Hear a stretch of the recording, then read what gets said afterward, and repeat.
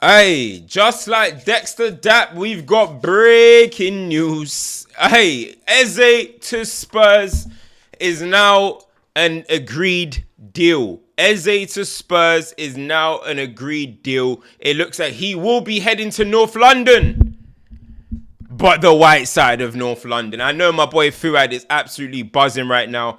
Eze to Spurs is happening, and all the talk about him potentially going there or maybe even Arsenal coming back in is now put to bed. Eze is going to be a Spurs player, and for me, this is the perfect deal for Spurs because it's 55 million plus 5. That's a perfect deal, and I actually think it's the best move for Eze. I think for the player that Eze is, for the role that he plays, his best fit is at Tottenham Hotspur. Now, Arsenal are the bigger club. Arsenal do run North London. However, I'm going to get into what I think about him at Arsenal. But right now, you got to talk about what he's going to bring Spurs. I think when you're looking at maybe, I've said it before, the best players outside the top 6, Eze is right up there. Eze is right up there. And he's one of them players after what he did last season in that run for Crystal Palace to win the FA Cup. They also won the Community Shield. But that run that he did for Palace in the FA Cup established him as someone that's maybe you can say too good for that level. Now, I think Palace are building something and this is going to be a blow.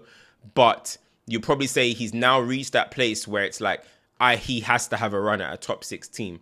So there was a lot of talk that if he doesn't go to Arsenal, he'll stay at Crystal Palace. He said, nah.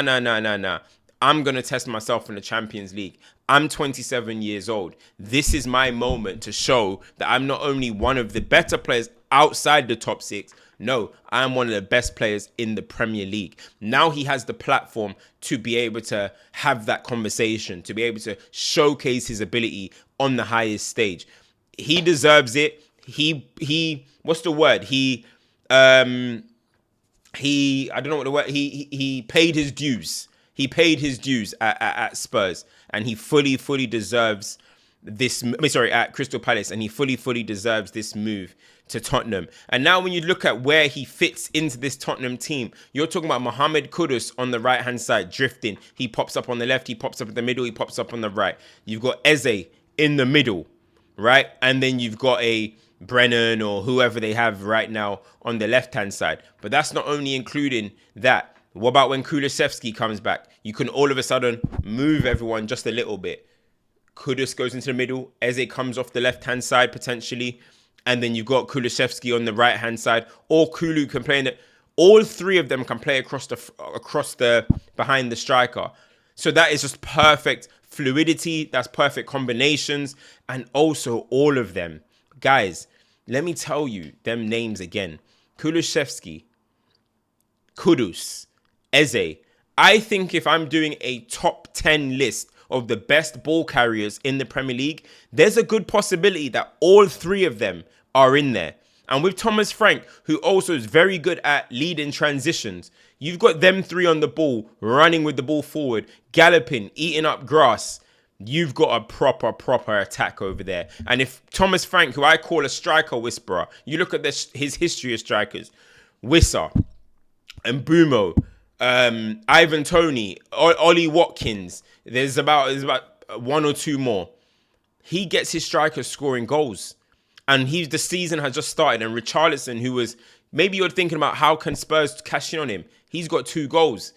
So now when you have this behind, you've got Solanke coming off the bench as well. If you can get informed Richarlison, who we know is a talented player, but he needs to put his pieces together, can he get to that level of maturity now where he's found his game? Maybe. But then now you've got these 3 behind them, and then you've got Pape Sarr, you've got Payet, you've got Bentancur, you've got Archie Gray. Spurs have a good team there. Spurs have a very good team that could be making noise. And I said it in one of my other shows. Like, listen, now you're looking at Spurs and you're thinking, maybe 5th, 6th is possible if they can keep the defense fit. If they can keep Romero fit. If they can keep Van de Ven fit. All of a sudden, you're looking at it and you're thinking Spurs can be a real problem, especially under Thomas Frank. And I'm looking at it now and I'm thinking, perfect. It just makes sense. I don't know. You ever think about some players, and I think James Maddison was one of them. And I know it's harsh that I'm not mentioning Maddison at the moment, but he's out for the season. But I think James Maddison is one of them that when you close your eyes, and you think, what player suits a club? I think about Maddison at Spurs. I think about Eze at Spurs. It's just the perfect. I remember when the Premier League was coming up, right? When not in the Premier League, when I was growing up in the Premier League with the Premier League, and there's players that outside the top six, maybe they're not getting to at the time because the teams I think were a lot stronger, but they're not getting to Chelsea, they're not getting to Man United, they're not getting to Arsenal, they're not getting to Liverpool. Then Spurs was that club where you think, all right, if you're going to show that next stage of your game, Spurs is the perfect platform. And I think Eze's and these are them type of players. And I think this is a really good move for him.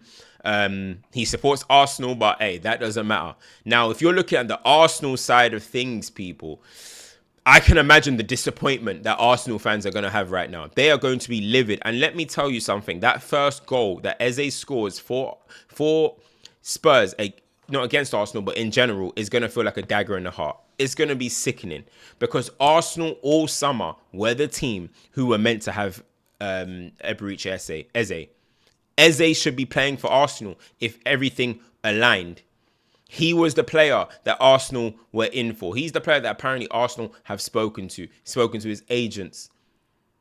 And when you look at the deal being 55 plus 5, you're thinking to yourself, that's doable for Arsenal. It's not even out of the ordinary. I mean, in fact, the Arsenal were in for him when he had a release clause at 68 million. Now, a lot of direction of anger is going to go towards Noni. But I don't think you can only go towards Noni. I just seen the Premier League expenditure list. I'm going to get it up for you guys right now. I've seen the Premier League expenditure list. Let me try and get it up right now for you guys. 1 second. Right here. So I look at the Premier League transfer fees spent, received. Summer 2025 transfer window. You look at this. Arsenal right here, yeah? Arsenal right here. Look, Man United, absolute disgrace. Haven't sold a player for any money. But you look at Arsenal here, received 6.9 million. Now, Noni is going to get a lot of the attention because, he's going to get a lot of the attention because he was signed for a similar fee. And was he very needed? Is he a better player than Eze? Probably not. Is he going to be playing in the same role that Eze might have? Probably. So he's going to get a lot of attention. But when you also look at this, that Arsenal have only received 6.9 million. That means they are not bringing in money. They are not bringing in enough money. That is a big factor. You look at people like Zinchenko. You look at people like Reece Nelson. You still got people like Gabriel Jesus. You got Fabio Vieira. There's so many players at Arsenal at the moment that are still lingering around. And it's the same thing with Manchester United. But this is what happens when sometimes you put people on big wages. I'm not too sure what Arsenal's wage structure is, but I know Zinchenko's on a good amount of money, you know. And this is what happens. This is what stops football clubs from being able to spend properly. Now, I'm not saying Arsenal are in PSR, financial trouble. I'm not too sure. But for me, that's something that stands out once I saw that today. And you think to yourself, I am going to give Arsenal a little bit of copium, right? Eze isn't a natural left winger. And I watched Martinelli against Man United. Horrible again, and I've never been a big Martinelli fan, even when he scored 15 open play Premier League goals. Not really a big fan of the way he plays. Don't think he's that amazing of a talent, right? But he's not a natural left winger. Eze is really maybe unless you're going to start bringing him, inverting him, but then you have MLS who invert. So all of a sudden your left hand side is very narrow, right? Because I call Eze a central dribbler. I don't see him as a wide dribbler. I call him a central dribbler. Jack Grealish, for example, he's a central dribbler made to play out wide, and you can see he can't be taking on players from the stop-start. He's not that type of player, right? And you've got to have that stop-start when you're playing on the wings. He's a central dribbler, and when I look at him, the perfect fit for him would have been to play in the 10 role, but that's Arsenal's captain, Odegaard, that plays in that role. So if you're looking from an actual fit perspective, was Eze the best fit for Arsenal? Maybe not. You look at someone like Rafael Leao and you look at Nico Williams or somebody like that. I think those are the players that Arsenal should have looked at in terms of profile, in terms of how they can go down the line, how they can beat players 1v1. So in terms of fit, is it the greatest fit for Arsenal? Is that potentially a factor that came in? I don't know, but you can see when Arteta spoke about Noni, he said he gives us something different because straight away he goes down that and crosses the ball in. They stuck with Martinelli. Martinelli is someone that maybe should have been sold. But when you stick with people like this is the occasion your squad gets bloated. But I do still think, as much as maybe not the perfect fit, I do think it is a fumble from Arsenal.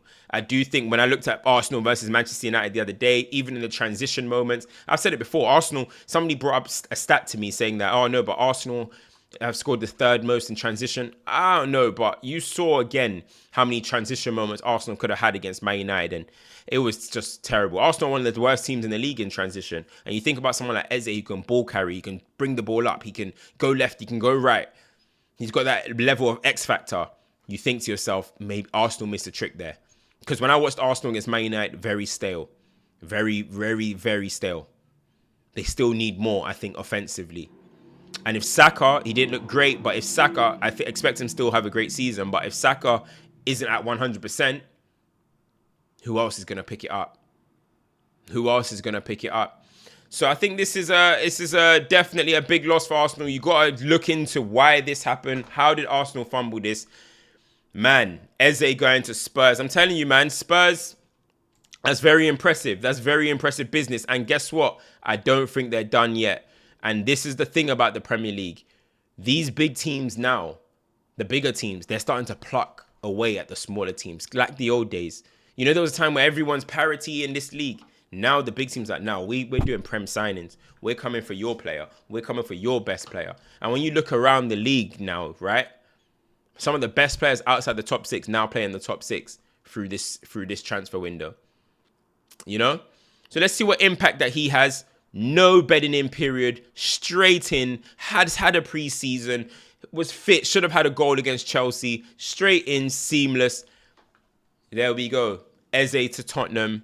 Here we go, as they say. Guys, like, share, subscribe, turn on your notifications. Let me know what you think about this. What does this mean for Arsenal? What does this mean for Spurs? Does this put Spurs as one of the strongest teams in the Premier League?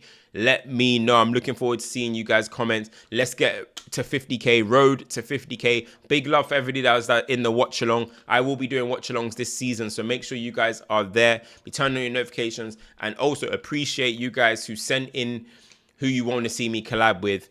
I'm going to hit up some of them names. I'm sure you're going to see them on my channel soon. Like, share, subscribe. It's your boy, CultureCams. I got a wedding to go to. I had to just do this real quick. Look at the dedication. Come on, give me a like for that. Give me a like for that, man. Come on. Eze is a Tottenham player. He went from south to north. Went from South London to North London. Hey. Man said south to north, you know. Hey, he's experienced London well. I'm out. Peace.